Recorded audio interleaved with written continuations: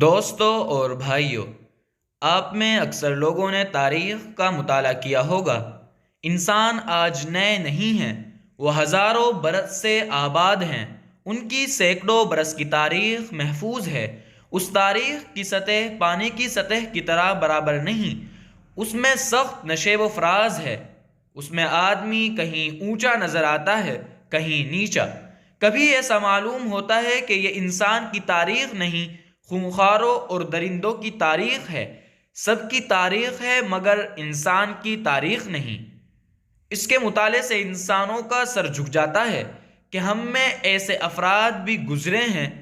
یہ فیصلہ تو آنے والی نسلیں کریں گی کہ ہم اور آپ کیسے آدمی تھے، لیکن یہ اندازہ ہم کر سکتے ہیں کہ انسانوں کا پچھلا ریکارڈ کیسا ہے۔ اس میں بعض ایسے دور نظر آتے ہیں کہ اگر بس چلے تو تاریخ سے ہم ان اوراق کو نکال دیں۔ ایسا ریکارڈ ہے کہ ہم بچوں کے ہاتھوں میں دینے کو تیار نہیں۔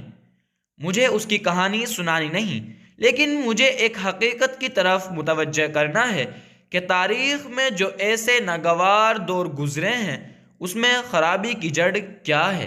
حضرات، عام طور پر لوگ کسی خاص طبقہ یا چند افراد اور بعض اوقات تنہا کسی فرد کو پوری سوسائٹی کی خرابی کا ذمہ دار قرار دیتے ہیں اور سمجھتے ہیں کہ ان خراب عناصر نے یا اس بگڑے ہوئے فرد نے پوری زندگی کو غلط رخ پر ڈال دیا تھا، لیکن مجھے اس سے اتفاق نہیں۔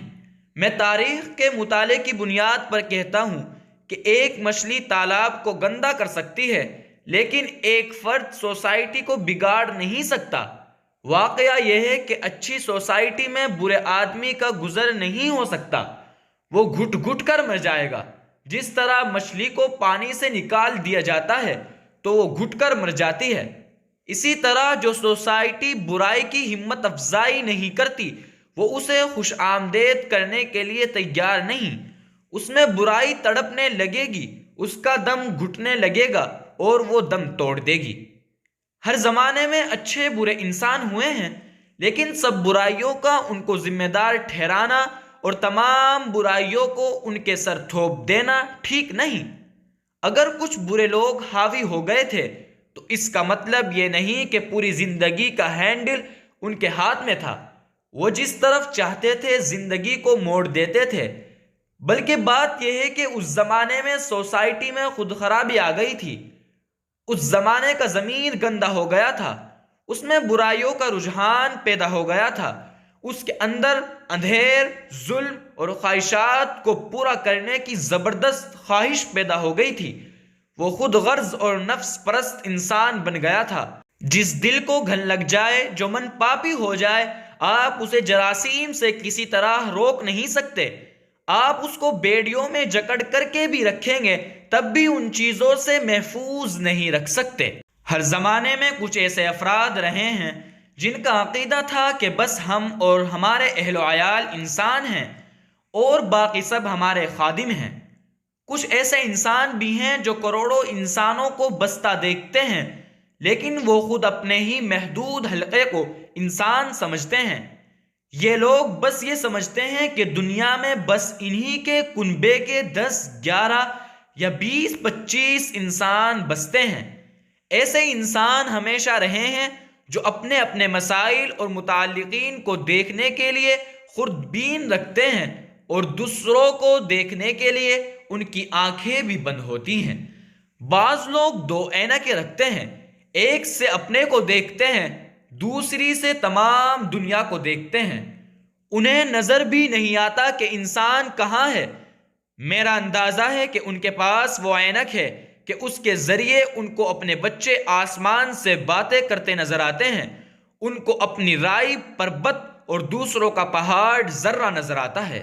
دنیا کے مختلف انسانوں نے اپنی اپنی سمجھ کے مطابق زندگی کے سدھار کے طریقے سوچے اور ان پر عمل کرنا شروع کر دیا۔ کسی نے کہا کہ ساری خرابی کی جڑ یہ ہے کہ انسانوں کو پیٹ بھر کھانے کو نہیں ملتا، یہی زندگی کا سب سے بڑا روگ ہے۔ انہوں نے اسی مسئلے کو اپنا مشن بنا لیا۔ اس کے نتیجے میں پاپ اور بڑھا۔ پہلے لوگ کمزور تھے، پاپ بھی اسی لحاظ سے کمزور تھا۔ انہوں نے جب خون کے انجیکشن دیے اور قوت حیات بڑھائی تو ان کے پاپ بھی طاقتور ہو گئے۔ دل بدلا نہیں، ضمیر بدلا نہیں، ذہن بدلا نہیں، طاقت بڑھ گئی، بے فکری پیدا ہو گئی۔ فرق اتنا ہوا کہ پہلے پھٹے کپڑوں میں پاپ ہوتے تھے، اب زرق برق لباسوں میں پاپ ہونے لگے۔ پہلے بے زور اور بے ہنر ہاتھوں سے گناہ ہوتے تھے، اب طاقتور اور ہنرمند ہاتھوں سے وہی سب گناہ ہونے لگے۔ کسی نے کہا تعلیم کا انتظام کیا جائے، جہالت ناخواندگی ہی فساد کی جڑ ہے اور تمام خرابیوں کی اصل وجہ ہے۔ علم بڑھا، لوگوں نے معلومات حاصل کی اور نئی نئی زبانیں سیکھی، لیکن جن کا ضمیر فاسد اور ذہن ٹیڑھا تھا اور دل کے اندر پاپ بسا ہوا تھا، انہوں نے علم کو فساد اور تخریب کا ذریعہ بنا لیا۔ کھلی بات ہے کہ اگر چور کو لوہار کا فن آ جائے تو وہ تجوری توڑنا سیکھے گا۔ اب اگر کسی میں خدا کا خوف اور انسانی ہمدردی کا رجحان نہیں ہے اور ظلم و ستم اس کے خمیر میں پڑا ہوا ہے تو علم اس کے ہاتھ میں ظلم اور فتنہ و فساد کا آلہ دے دے گا اور اس کو گناہ اور چوری کے نئے نئے ڈھنگ سکھائے گا۔ بعض لوگوں نے تنظیم کو اصلاح کا ذریعہ سمجھا اور اپنی ساری قوتیں لوگوں کی تنظیم پر صرف کی۔ نتیجہ یہ ہوا کہ بگڑے ہوئے افراد کا ایک بگڑا ہوا مجموعہ تیار ہو گیا۔ جو کام اب تک غیر منظم طریقے پر ہوتے تھے اب منظم طریقے پر ہونے لگے۔ اب سازش اور تنظیم کے ساتھ منظم چوریاں ہونے لگی۔ لوگوں نے اخلاق، تربیت، دل اور ضمیر کی اصلاح کی طرف تو توجہ کی نہیں۔ جیسے برے بھلے لوگ تھے ان کو منظم کرنے ہی کو کام سمجھا۔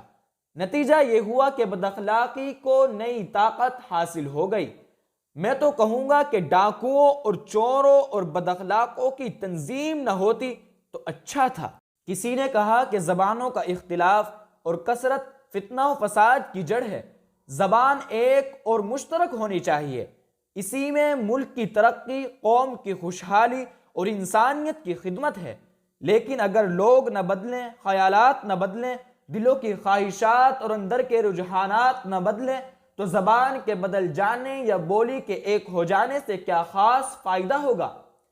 فرض کیجئے کہ اگر ساری دنیا کے چور اور جرائم پیشہ ایک بولی بولنے لگیں اور ایک ہی زبان اختیار کر لیں تو اس سے دنیا کو کیا فائدہ ہوگا اور اس سے چوری اور جرائم کا کیا سدباب ہوگا؟ میں تو سمجھتا ہوں کہ اس سے بجائے کہ چوری اور جرائم کم ہوں زیادہ ہوں گے اور مجرم کی شناخت میں اور دقت ہوگی۔ کسی نے کہا کہ وقت کا سب سے بڑا کام اور انسانیت کی سب سے بڑی خدمت یہ ہے کہ کلچر ایک ہو جائے، مگر کیا آپ کو معلوم نہیں کہ یہاں تہذیبیں نہیں ٹکراتی، ہوس ٹکراتی ہے؟ ہمارے بہت سے رہنما بے سوچے سمجھے کہنے لگے ہیں کہ اگر تمام دنیا کا کلچر ایک ہو جائے تو انسانیت کی ناؤ پار لگ جائے گی۔ اگر پورے ملک کا کلچر ایک ہو جائے تو اس ملک کے رہنے والے شیر و شکر ہو جائیں گے۔ لیکن دوستو، کلچر کا ایک ہونا مفید نہیں، دل کا ایک ہونا مفید ہے۔ کہنے والے نے غلط نہیں کہا کہ اگر لوگ ایک دل نہ ہوئے تو ایک زبان یا ایک تہذیب ہونے سے کچھ فائدہ نہیں۔ جو لوگ پہلے سے ایک زبان ہیں اور جن کی تہذیب اور کلچر مشترک ہے، انہی میں کون سی محبت اور اتحاد ہے؟ کیا وہ ایک دوسرے پر ظلم نہیں کرتے؟ کیا وہ ایک دوسرے کو دھوکہ نہیں دیتے؟ کیا ان میں سے ایک دوسرے سے عاجز اور پریشان نہیں ہیں؟ کیا ایک کلچر، ایک زبان اور ایک تہذیب کے لوگ آپس میں نہیں لڑتے؟ بعضوں نے کہا کہ لباس ایک ہو، لیکن جب کسی زبردست کو گریباں پکڑنے کی عادت پڑ جائے اور جیب کترنے کی لت لگ جائے تو کیا وہ لباس کا احترام کرے گا؟ کیا وہ محض اس وجہ سے اپنے ارادے سے باز رہے گا کہ اسی کا جیسا لباس دوسرے کے جسم پر ہے؟ انسانیت کا احترام دل میں نہ ہو تو لباس کا احترام کیسے پیدا ہوگا؟ لباس کی قدر و قیمت تو انسان کی وجہ سے ہے۔